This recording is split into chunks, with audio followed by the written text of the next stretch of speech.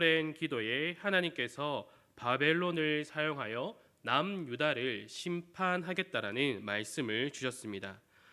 하박국 선지자가 오랫동안 하나님께 기도하며 간구하였던 그 응답으로 상상할 수 없었던 것을 하나님께서 말씀해 주셨습니다. 그래서 하박국 선지자는 다시금 오늘 본문에서 하나님께 호소를 하고 있습니다. 그가 호소하는 것의 핵심은 어떻게 바벨론을 사용할 수 있습니까? 이것이 아니라 하나님께서 바벨론을 사용하여 심판하시겠다는 것은 그가 받아들입니다. 그에게 지금 직면하고 있는 문제는 자신이 생각하고 또 알고 있는 하나님께서 남유다 백성을 심판하기 위하여 남유다 백성보다 더 악한 바벨론을 사용하시면서 왜 그 바벨론은 심판하지 않는 것입니까?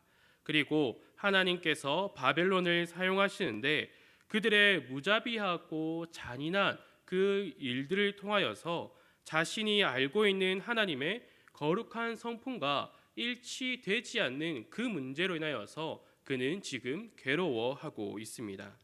즉 자신이 알고 생각하는 하나님과 그리고 기도의 응답으로서 하나님께서 하시겠다고 하신 것이 일치되지 않으니까 지금 하박국 선지자가 하나님께 호소하고 있는 것입니다. 그러면 먼저 하박국 선지자가 하나님에 대해서 어떻게 알고 있는지 한번 살펴보도록 하겠습니다. 오늘 본문 12절을 한번 함께 읽어보도록 하겠습니다. 12절입니다. 시작. 선지자가 이르되 여호와 나의 하나님 나의 거룩한 이시여 주께서는 만세 전부터 계시지 아니하시니까 우리가 사망에 이르지 아니하리이다. 여호와여 주께서 심판하기 위하여 그들을 두셨나이다. 반석이시여 주께서 경계하기 위하여 그들을 세우셨나이다. 아멘. 먼저 하박국 선지자는 하나님 여호와 나의 하나님 나의 거룩한 이시여라고 고백하고 있습니다. 거룩은 구별의 의미를 가지고 있습니다. 이 구별은 죄나 악의 단절을 말하는 것처럼 하박국 선지자는 하나님을 나의 거룩한 이시여라고 부르면서 당신은 악한 것은 생각조차 하실 수 없는 거룩한 분이십니다라고 고백하고 있는 것입니다. 그런데 바벨론의 남유다를 비롯하여 온 세상을 맡겨서 무자비한 일을 하시겠다라는 그 말씀을 지금 믿지 못하겠습니다라고 하고 있는 것이죠. 두 번째로 그가 생각한 하나님은 주께서는 만세 전부터 계시지 아니하셨나이까 우리가 사망에 이르지 아니하리이다. 이렇게 지금 고백하고 있습니다. 만세 전부터라는 표현은 창세 전부터를 의미하는 것입니다. 창세 전부터 계셨다라는 것은 하나님께서 존재하시지 않았던 적이 한순간도 없으며 이 모든 세상을 하나님께서 통치하신다라는 것을 의미하는 것입니다. 그래서 모든 세상은 하나님의 통치에 벗어난 것이 하나도 없음을 그가 고백하고 있는 것이죠. 그래서 하박국 선지자가 이어서 말하는 것이 무엇입니까? 우리가 사망에 이르지 아니하리이다입니다. 하나님께서 모든 것을 통치하시기 때문에 연약한 자신들이 죽지 않고 계속해서 살아온 것은 하나님께서 자신들을 돌보고 통치하셨기 때문에 자신들이 늘 살아서 있을 수 있다라고 말하는 것입니다. 세 번째로 그가 생각하는 하나님은 여호와여 주께서 심판하기 위하여 그들을 두셨나이다. 반석이시여 주께서 경계하기 위하여 그들을 세우셨나이다. 하나님께서 자신의 백성을 지도하기 위하여서 여러 가지 방편을 사용하신다라는 것입니다. 하박국 선지자는 이것을 잘 알고 있었습니다. 사사 시대에도 이스라엘 백성들이 하나님을 떠날 때마다 하나님께서는 여러 민족들을 사용하셔서 그들을 다시금 돌이키게 하고 하나님을 찾도록 만들어 가셨습니다. 그때처럼 이 남유다 백성들을 지도하시고 하나님께 돌이키기 위하여 이 바벨론 사람들을 사용하신다는 것을 그가 믿는다라는 것이요. 그것 또한 하나님의 통치임을 지금 고백하고 있는 것입니다. 바벨론 군대로 하여금 남유다 백성들이 잠시 고통을 받고 다시금 하나님을 부르짖으며 하나님의 말씀을 구하고 의지하도록 만들고, 또 다시금 그들이 하나님을 떠나 죄를 지을 때에 다시금 다른 민족들을 사용하여서 그들을 지도하고 훈련하신다라는 것을 그가 알고 있다라고 말하는 것입니다. 그런데 지금 그에게 당면한 문제가 무엇입니까? 하나님께서 잠시 남유다 백성들을 고통 가운데 두겠다라고 하시는 것이 아니라 남유다를 완전히 멸망시키겠다라고 말씀하시는 겁니다. 정쟁을 일으켜서 남유다 안에 있는 그 강포한 사람들만을 심판하시겠다라는 것이 아니라 바벨론을 통하여서 무차별적으로 심판하겠다라고 말씀하시니 지금 그가 답답한 상황에 놓여 있는 것입니다. 하박국 선지자는 자신이 생각하는 하나님과 하나님께서 말씀해 주신 그 뜻을 일치시키기 위하여서 몸부림치고 있다라는 것입니다. 그래서 나온 호소가 계속해서 이어지고 있습니다. 그의 호소인 13절을 한번 다 같이 읽어보도록 하겠습니다. 시작. 주께서는 눈이 정결하심으로 악을 참아보지 못하시며 패역을 참아보지 못하시거늘 어찌하여 거짓된 자들을 방관하시며 악인이 자기보다 의로운 사람을 삼키는데도 잠잠하시나이까. 아멘. 왜 지금 침묵하고 계십니까? 이러한 질문을 던지는 것입니다. 악이 온 세상을 지배하고 있는데 악을 미워하시고 모든 것을 통치하시는 하나님, 왜 그들을 가만히 두십니까? 라고 지금 말하고 있는 것이요. 하박국 선지자는 일종의 인과응보의 신앙을 가지고 있습니다. 이렇게 살고자 하는 자들은 하나님께서 복을 주시고 또 악을 행하는 자들을 심판하시는 것이 하나님이다라는 것을 그가 믿고 있습니다. 이것은 사실이지요. 그러나 때로는 우리가 이해하지 못하는 것들이 있습니다. 분명히 모든 사람이 보기에 악하고 또 그 악한 사람이 착하게 살고자 하는 사람들을 짓밟고 있는데도 그가 형통한 것처럼 이 세상을 떵떵거리며 살아간다라는 겁니다. 앞서 살펴본 하박국 선지자가 가진 하나님에 대한 이해가 어떠한 것이었습니까? 거룩하셔서 악을 미워하시는 하나님, 창세전에 계셔서 모든 것을 통치하시는 하나님이십니다. 그런데 악한 존재인 바벨론을 그냥 두시고 사용하신다라고 하박국 선지자에게 말씀해 주고 있다라는 겁니다. 그리고 하박국 선지자의 이러한 호소에 하나님은 오랫동안 침묵하고 계십니다. 왜 하나님께서 그에게 아무런 말씀을 해 주시지 않는 걸까요? 우리도 이따금 이러한 경험들을 하곤 합니다. 하나님께서 우리의 삶에서 침묵하실 때가 있습니다. 기도의 자리에 나와서 하나님께 부르짖어도, 하나님 앞에 나와서 죄를 고백하고 그 도움을 간구할 때에도 하나님께서 그 침묵을 유지하실 때가 있습니다. 이럴 때 우리에게 어떠한 감정들이 다가옵니까? 답답함과 두려움과 절망이 다가옵니다. 왜 하나님께서 아무런 대답도 안 해주시고 침묵하시며 나를 마치 그 절벽 끝으로 나를 몰고 가시는가? 이러한 생각들을 하고 또한 그러한 경험을 하기도 합니다. 하나님께서 우리에게 이러한 경험을 해 주도록 하시는 것은 바로 경험으로 해결되는 것이 있기 때문입니다.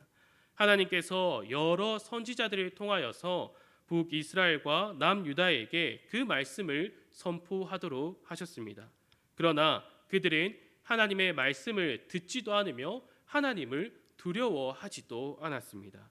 그래서 하나님께서는 그들의 교만을 꺾기 위하여서 깊은 절망을 맛보게 하십니다. 하박국 선지자도 마찬가지입니다.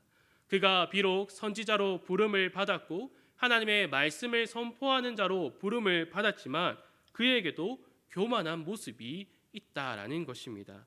어떤 교만이 그에게 있습니까? 바로 자기가 생각하고 자기가 이해한 하나님만을 생각하려는 그 교만이 있다라는 것입니다. 그래서 하나님께서는 그에게 확실한 심판의 내용을 미리 알려주고 계시는 겁니다. 그리고 침묵하고 계시는 거지요.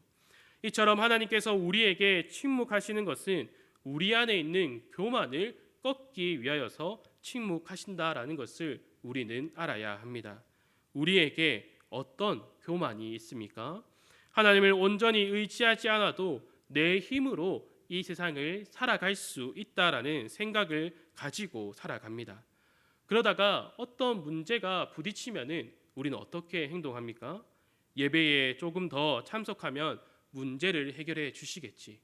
기도의 자리에 나와서 기도 몇 마디 하면은 하나님께서 이 문제를 해결해 주시겠지. 또 마음속으로 하나님께 죄송한 마음만 가지고 있다면은 해결해 주시겠지. 이러한 생각들을 하기도 합니다. 또 기도 제목들을 살펴보면은 하나님의 뜻을 구하는 기도보다 어떤 기도를 많이 합니까? 내가 원하는 것들, 내가 원하는 방법을 가지고 와서 기도합니다. 그리고 속으로 어떤 생각을 합니까? 하나님, 다른 말씀은 하지 마시고 제가 하는 기도에 오케이만 해주시기 바랍니다. 이러한 모습을 가지고 살아갈 때가 많다라는 겁니다. 그리고 삶의 모든 부분이 하나님을 의지하지 않으면서 예배에 참석했다고, 제자 훈련이나 성경 공부를 한다고, 신앙 성적을 읽거나 성경을 좀 읽었다고, 직분을 가지고 있다고 해서 마치 거룩해지고 경건한 삶을 살아간다라고 착각하는 그러한 교만한 삶을 살아가는 모습이 우리 가운데 있다라는 겁니다. 이렇게 교만한 우리의 근본적인 뿌리를 뽑아내기 위하여서 하나님께서는 기꺼이 우리를 절벽 끝으로 몰아가신다라는 겁니다. 그리고 성령 하나님을 통하여서 내 안에 있는 죄, 그 교만함을 보도록 만드신다라는 것이요. 우리는 내 자신을 돌아보면서 내가 좀 괜찮은 사람이네, 아니면은 이만하면 신앙생활, 믿음 생활 잘하고 있지라는 생각을 해서는 안 됩니다. 우리는 우리 자신을 돌아볼 때에 내 자신이 얼마나 교만하고 부패하고 못돼 먹은 사람인가를 바로 보아야 합니다. 하나님은 하나님께서 택한 백성들이 굳센 믿음을 소유하도록 만들어 가십니다. 이 과정에 그 백성들 안에 있는 교만이라는 그 죄를 없애기 위하여서 깊은 절망과 또 침묵을 우리에게 허락하십니다. 그래서 하나님께서 무자비하고 잔인한 바벨론을 사용하셔서 전쟁을 일으키신다라는 겁니다. 남유다를 멸망시키더라도 하나님의 백성이 그 교만한 모습을 떨쳐버리고 굳센 믿음으로 자라갈 수 있도록 만들어 가신다라는 겁니다. 그래서 하나님의 응답을 기다리는 하박국 선지자에게 우리가 잘 아는 말씀인 2장 4절의 말씀을 이어서 해주고 있는 것입니다. 보라, 그의 마음은 교만하며 그 속에서 정직하지 못하나 의인은 그의 믿음으로 말미암아 살리라. 아멘. 우리는 이 말씀에서 의인은 그의 믿음으로 말미암아 살리라, 여기에만 집중을 하지만 여기서 앞서 말하고 있는 것이 무엇입니까? 보라, 그의 마음은 교만하며 그 속에서 정직하지 못하나입니다. 즉 믿음으로 살아가지 않는 모든 사람은 그가 교만하며 정직하지 못하다라는 것을 알려주고 있습니다.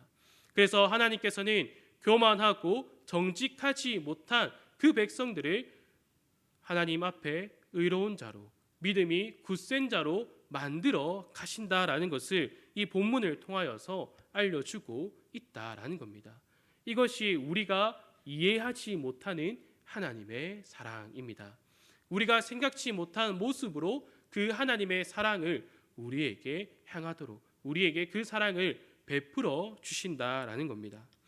제가 찬양을 잘 못 부르지만 즐겨 부르는 찬송가 두 곡이 있습니다. 151장과 310장입니다. 이 찬양들의 가사가 어떻게 됩니까? 만왕의 왕 내 주께서 왜 고초 당했나, 이 벌레 같은 날 위에 주 십자가 못 박힘은 속죄함 아닌가, 그 긍휼함과 큰 은혜 늘 울어도 그 큰 은혜 다 갚을 수 없네.